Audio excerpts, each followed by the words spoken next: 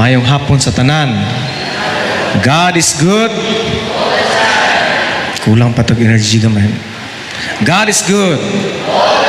And all the time. God is good yun karon ng lawa kay kining ebanghelyo mga igsoon mga pagbasa ang Ginoo nang imbitar og kaon nga walay bayad-bayad. Di ba gud na maayo? Grabe na kamaayo. Unang pagbasa, kinutlogi ka sa basahon ni Propeta Isaias. Ningon ang Ginoo, kamong giuhaw, ngari kamo og inom. Bisag wala kamoy kwarta, ngari palit og kaon na. Mukaon, mupalit, nga walay kwarta-kwarta. Dili ba na good news? Ambot ninyo, murang di man mo tubay kayo. Atong salmo, nag-ingon. Aliw ko salmo. Kaon man gid atong gisgutan ron. Ang kamot sa Ginoo, personal niya, siya mismo. Ang kamot sa Ginoo, mao'y nagpakaon o nagapakaon kanato. Iyang gitagbaw ang tanan natong kinahanglan. Unya atong second reading mga igsoon, nag-isgot ni sulat ni San Pablo nga sa taga Roma nga ang gugma sa Ginoo constant kanunay ug walay makapahimulag nato sa gugma sa Ginoo. Ug kining pagpakaon is an act of God's love. Buhat sa Ginoo. Gumikan siyang dako nga gugma, He offers Himself to be the bread of life. Ang iyang lawas mismo ang nahimo natong pagkaon. Unya kining atong ebanghelyo karon nagsaysay ng Ginoong Hesukristo nagpakaon na usab og 5,000 nga mga tawo. Gamit lang ang 5 kapan og 2 ka isda. Grabe ang kinun-anay ni. Unya ang atong santos nga misa usab naghisgot mga igsoon og pagpakaon sa iyang lawas ug dugo mismo karong adlaw. The continuation of the feeding of bread, ang pagpakaon sa Ginoo from Old Testament sa mga salmo hangtod sa atong ebanghelyo ug karon sa santos nga misa nagpadayon ang pagpakaon sa atong Ginoong Hesukristo. Amen. Nakita ninyo ang dynamics mga igsoon. O karong adlaw, karong Domingguha, mo ni continuation sa milagro nining ebanghelyo. Gamay ra kaning 5,000 mga igsoon. Gamay ra. Kung ikumpara sa nagmisa, sa mga ni-attend og misa sa tibuok kalibutan karong adlaw. Kay niabot atag mga igsoon og billions mga Katoliko. Just imagine the continuation of the feeding of bread karong adlaw nga gihimo sa atong simbahan. Mo nang ang Ginoong Hesukristo sa ebanghelyo, this is very symbolical. Sa pag-ingon nga di na kinahanglan silang papaulion. Kamu mismo ang magpakaon kanila. Kamu mismo ang mangitag pagkaon alang kanila. Sa iyang pagpikas-pikasapan, this is very symbolic. Niingon ang atong Ginoong Hesukristo. O sa iyang pagdawat, miyahat siya sa langit. Mipasalamat sa Dios ug mipikas-pikas sa pan ug mihatag sa iyang mga tinunan. Dili bagod, that is the exact words nga gigamit diya sa santos nga misa.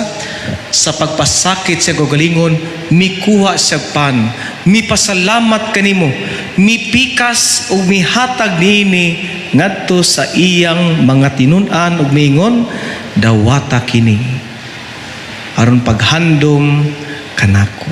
Nakita ninyo? Giplano ng daan sa Ginoo nga kita karon dinhi mangaon sa iyang lawas. And the effect mga igsoon, usab na ang gisangyaw ni Saint John Maria Vianney. Ang focus sa atong simbahan to encounter Christ in this sacred Eucharist. Makahimamat nato si Kristo nining santos nga misa.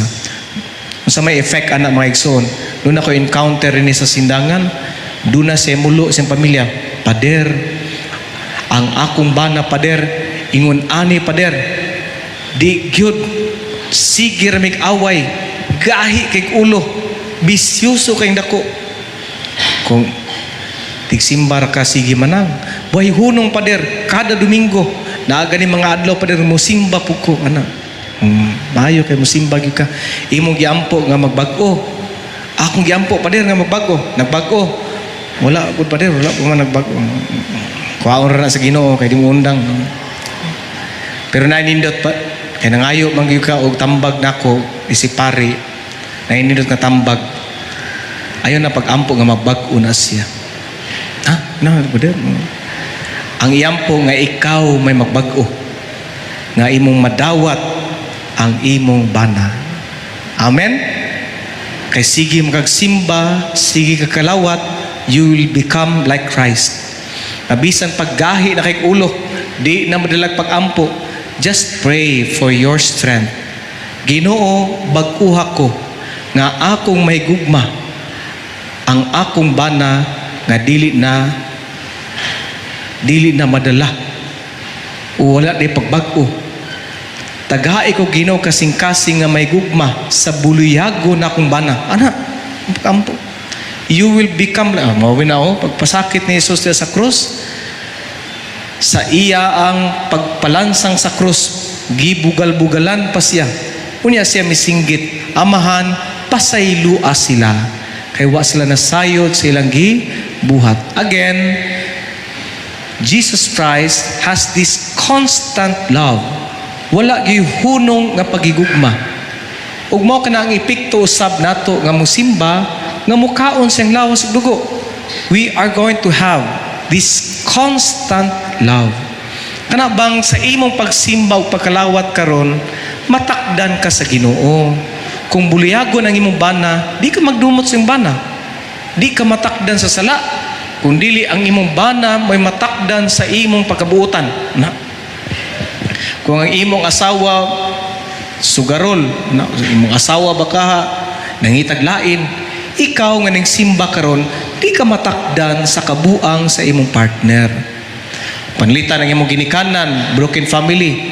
Nya sa imong pagsimba karon, ang effect ana sa imong pagkalawat sa lawas ug dugo ni Kristo, ang imong effect kung magtukod kag pamilya, you are going to follow the will of Christ, the commandment of Christ. Ikaw natakdan sa Ginoo. Kung dunay mga dili maayo sa imong kinabuhi, di ka matakdan ana, because you are being fed by the precious body of Christ in this Eucharistic celebration. Amen? Ug mo na epekto sa imong pagsimba karon. Ang pagkalawat ni Kristo mao ang pagpangayo, direct yun na siya nga pagpangayo sa grasya sa Ginoo nga mahimo kang sama kang Kristo, to be like Christ. Og this is also the very image mga igsuon nga kanunay gani kang magkaon, kanunay ba kang gigamit sa atong Ginoong Kristo ang pagkaon aron kanunay kang mangita niya. Ang tao gani nga kanunay nga mukaon sa atong Ginoong Kristo, kanunay gyud na nga maningkamot sa pagsunod kang Kristo. Mo nang mahimong sayang ang pagsimba karon, mahimong sayang ang imong pagpaningkamot, ang imong pagsakripisyo nga mosimba karon. Unya walay effect ang pagkalawat sa lawas ni Kristo. Nya di mo yung God is good, nya walay effect. Dili God is good. Then pray. Mayon ka nga, Ginoo, mabag-o sila, dili. Ginoo, bag-uha ko. Change me to follow your will, to follow thy commandments. Amen.